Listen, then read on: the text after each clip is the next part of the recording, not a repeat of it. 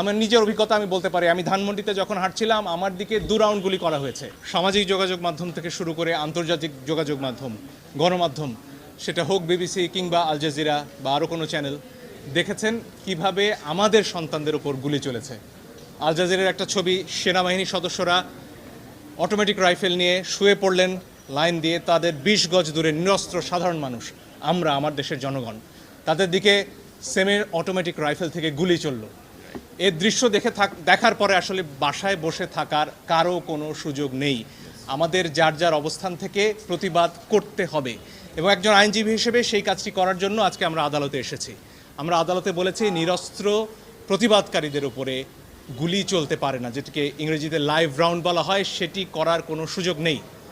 আর অনেক ভিডিও আপনারা দেখেছেন, একটি কিশোর 4 তলা একটা নির্মাণাধীন ভবন থেকে সে ঝুলে রয়েছে, তার কিচ্ছু করার উপায় নেই, ওই অবস্থায় তার উপর গুলি চলেছে অনেকবার।